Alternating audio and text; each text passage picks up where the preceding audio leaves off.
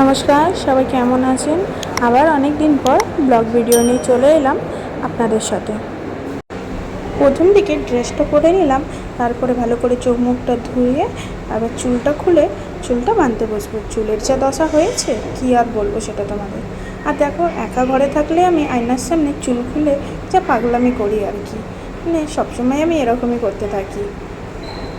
তারপরে দেরি হয়ে যাচ্ছিলো বলে তাড়াতাড়ি করে চুলটাকে ভালো করে বেনি করে নিলাম।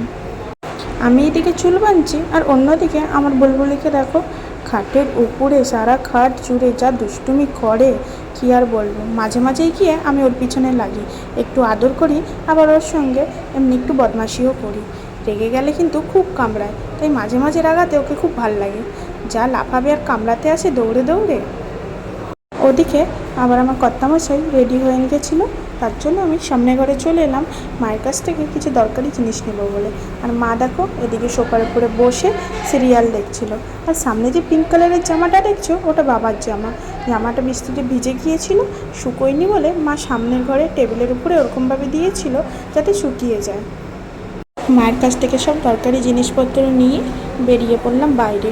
ওদিকে দেখি ও গাড়ি ঘুরিয়ে গাড়িটাকে বার করে সাইড থেকে নিয়ে আসছিল। তারপরে আমরা স্কুটিটাকে নিয়ে সিধা বেরিয়ে পড়ি ইন্দামোড়ের দিকে।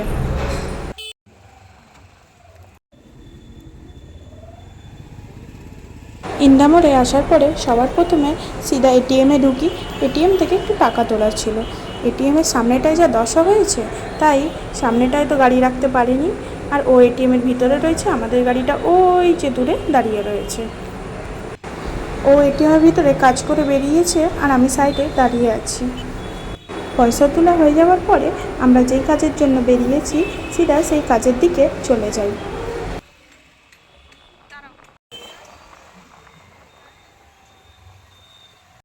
যেতে যেতে রাস্তায় এই চাউমিন দোকানটায় আসি। সন্ধ্যাবেলায় কিছু খেয়ে বেড়ানো হয়নি বলে তাই ও বললো চলো চাউমিন খেয়ে নিই। তাই এখানে ঢুকে চাউমিনটা আমরা খেয়ে নিচ্ছিলাম। আর এখানে চাউমিনটা খুব ভালো লাগে, বেশ মশলা নেই, প্লেন। ওদিকে দেখো ও খাচ্ছে আর ওর সাইডে গিয়ে আমি বসে পড়লাম। আর আমাদের খেতে খেতে হঠাৎ দেখি মাঝখানে বৃষ্টি নেমে পড়ে, মানে বৃষ্টি পড়ছে আর ভিতরে আমরা খাচ্ছি। খুব ভালো লাগছিল, কিন্তু বৃষ্টিটা কিন্তু হঠাৎ চলে এসেছিলো আর খুব জোর বৃষ্টিটা পড়ছিল। যতক্ষণ বৃষ্টি হচ্ছিল ততক্ষণ আমরা বসে রিল্যাক্সে খাচ্ছিলাম।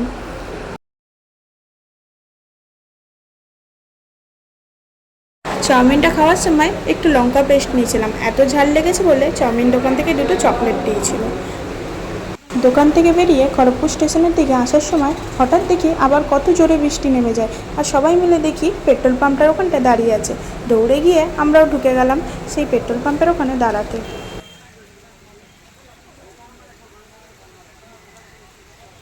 দাঁড়িয়ে থাকতে থাকতে বৃষ্টিটা যেই একটু কমলো, আমরা গাড়ি নিয়ে আবার বেরিয়ে পড়লাম। রাস্তাটা কি অন্ধকার দেখো আর নির্ঝুম, বেশ ভালো লাগে বৃষ্টির সময়, ঠান্ডা ঠান্ডা হাওয়া। আর এই রাস্তা দিয়ে যেতে খুব ভালো লাগছিল। যেখানে যাব বলে আমরা বেরিয়েছিলাম সেখানে আমরা পৌঁছে গিয়েছি। চলুন আপনাদের সঙ্গে দেখা হচ্ছে আবার আমার কিছুক্ষণ পরে ভিতর থেকে বেরিয়ে এসে। যেই কাজে এখানে এসেছিলাম সেই কাজটা কমপ্লিট। এবার আমরা এখান থেকে বেরিয়ে সেটা বাড়ির দিকে রওনা দেব। রাস্তায় ঝিরিঝিরি হালকা হালকা বৃষ্টি পড়েই যাচ্ছিল হাওয়ার সঙ্গে মিশে। আমরা ভাবলাম অত নির্ঝুম রাস্তা দিয়ে না গিয়ে একটু খড়গপুর স্টেশনের সামনে দিয়ে ঘুরে ফিরেই যাই। বাড়িতে ফেরার পর মা বলল, বোন চিকেন উইংস নিয়ে এসেছে, টেবিলের ওপরে আছে, খেয়ে নাও।